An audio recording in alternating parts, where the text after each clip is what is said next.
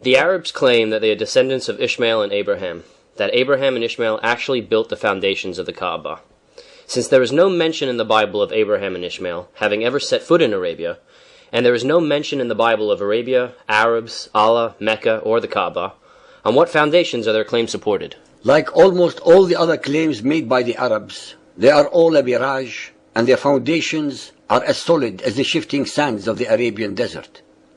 Before Muhammad and his Quran, the pagan Arabs had absolutely no knowledge of Abraham, Ishmael, or any other biblical character. To give himself and his followers an ancestry worthy of divine revelations, Muhammad plagiarized, plundered, pirated, and or perverted all that his followers have from the traditions, scriptures, and fetishes of the Jews, Christians, Zoroastrians, and pagan Arabians. Being consummate pirates, he and his followers did not only plunder wealth, peoples, and assets, but they upgraded to pirating even the religious beliefs of others to such an extent that they claim that all the previous biblical Hebrew prophets are theirs.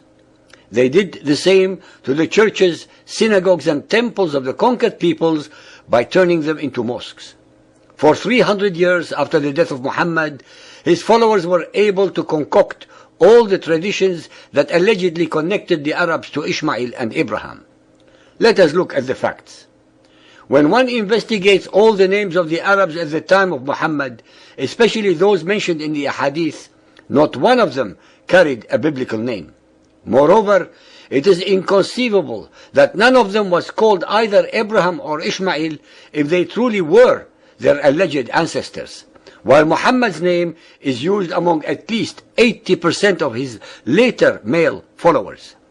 The three lines concocted by Muhammad's later followers are historically and logically utterly improbable and incompatible with the original biblical version.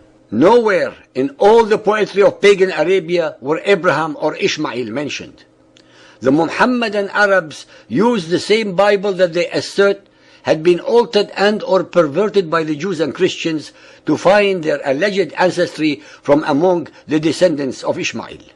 Not only are these so-called descendants not mentioned anywhere in Arabic folklore prior to Muhammad, there are of course no documents of any kind to back up their fanciful and imaginary ancestral tree.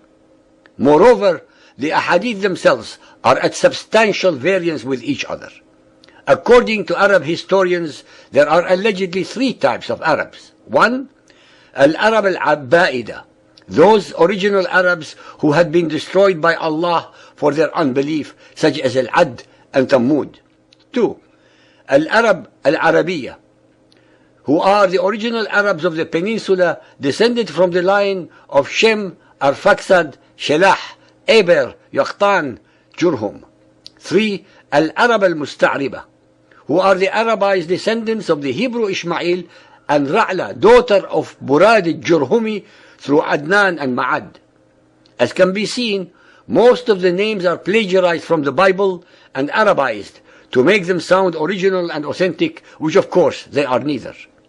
According to their alleged traditions, Ishmael ended up marrying an Arabian woman and was taught Arabic by the Jurhum tribe who adopted him. They had to teach him Arabic because his native language was Hebrew. Hence Muhammad and his followers are descended from the Hebrews and are in fact not pure Arabs.